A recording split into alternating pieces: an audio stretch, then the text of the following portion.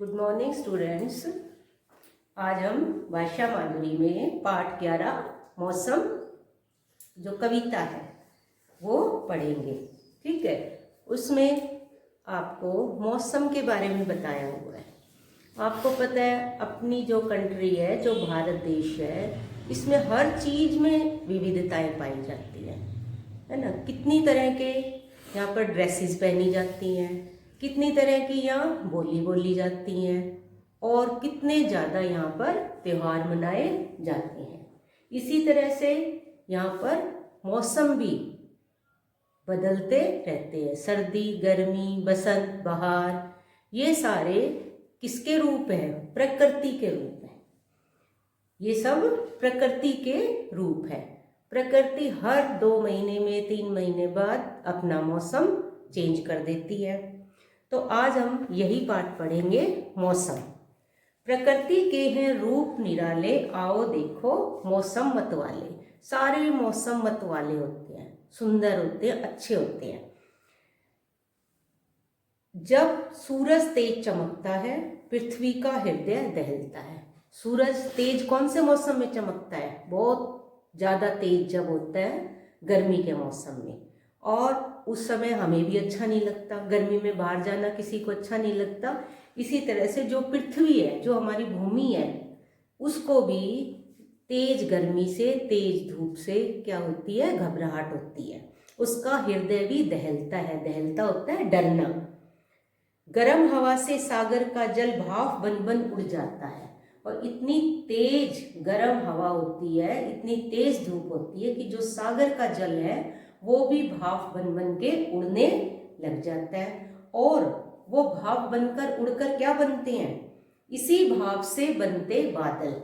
इसी भाप से क्या बन जाते हैं? बादल बन जाते हैं, जो छमछम वर्षा करते हैं। और बारिश जो होती है वो किससे होती है? बादलों से, है ना। वर्षा धरती की प्यास बुझाती। और उस वर्षा से क्या होता है? उस बारिश के पानी से क्या होता है? जो पृथ्वी होती है वो इतनी तेज धूप से जो सूख गई होती है, उसकी प्यास किससे बुझती है? बारिश के पानी से, जिससे चारों ओर हरियाली छाती। जो पेड़ पौधे गर्मी से सूख गए हैं, उन सब पे क्या छा जाती है? हरियाली छा जाती है बारिश के पानी से। पहले क्या होता है? बहुत तेज गर्मी पड़ती है। गर्मी के बाद जो सागर का जल है वो भाप बन के उड़ता है, उससे बादल बनते हैं और बादल से बारिश होती है। और उस बारिश से धरती की प्यास बुझती है, जिससे कि जो पेड़ पौधे घास फूस सूख गए हैं वो सब क्या हो जाते हैं? हरे भरे हो जाते हैं। हम फल फूल और अनाज पाते, और फिर हमें क्या मिलता है? अनाज, फल फूल, सब चीज़ें हमें उससे मिलती है, जिससे जन अपनी भूख मिटाते। जन मीन लोग, मनुष्य। सब लोगों की भूख किससे मिटती है?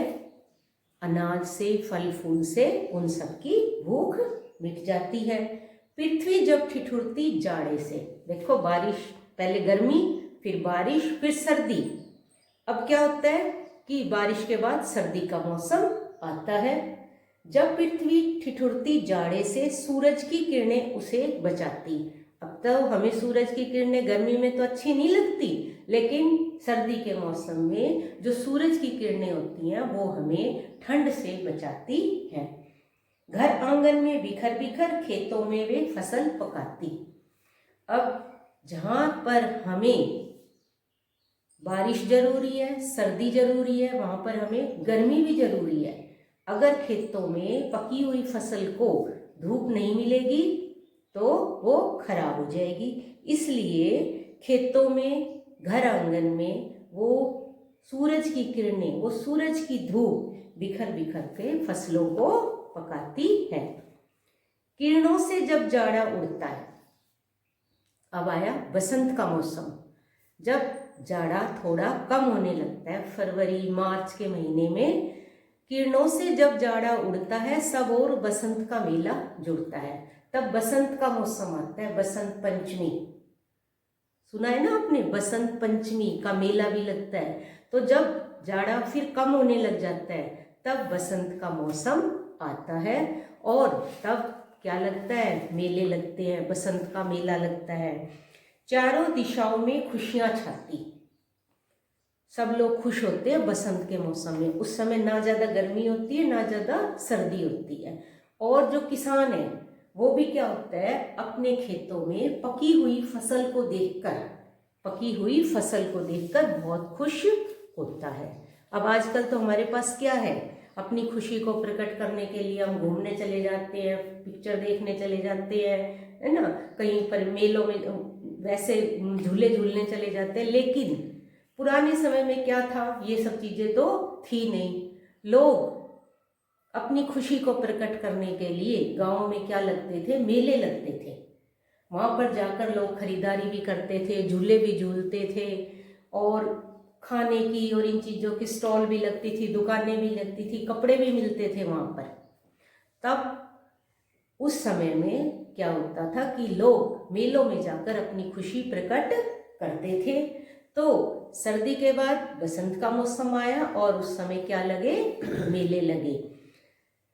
चारों दिशाओं में खुशियां छाती, सब लोग खुश होते हैं, इसलिए वो क्या करते हैं, मेलों में जाते हैं। जीवन में मधुरता बढ़ जाती, जब हमारे जीवन में खुशी है, हमारे मन में खुशी है, तो हमारा जीवन कैसा है, मधुर है, सुखमय है।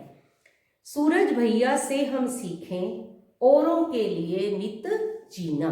नित मीन प्रतिदिन, रोजाना। सूरज को देखो रोजाना किसके लिए निकलता है, वो सर्दी में भी गर्मी में भी, कुछ भी काम हो, आंधी में तूफान कुछ भी आए, वो उसी समय निकलता है और उसी समय छिप जाता है।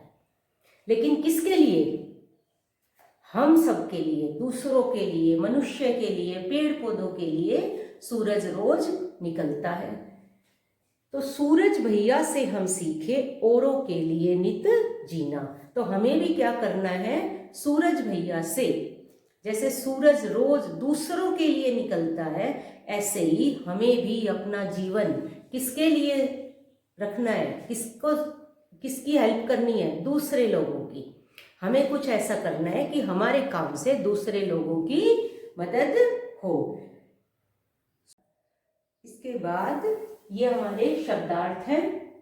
आपने शब्दार्थ बुक में भी लिखे हुए हैं और मैं पीडीएफ में भी भेजूंगी। बाकी एक्सरसाइज आप सब पीडीएफ के थ्रू करोगे, ठीक है। जन, लोग, मनुष्य, जाड़ा, शीत ऋतु, सर्दी की ऋतु, नित, प्रतिदिन, रोजाना, कष्ट, दुख, दहलता, डरता।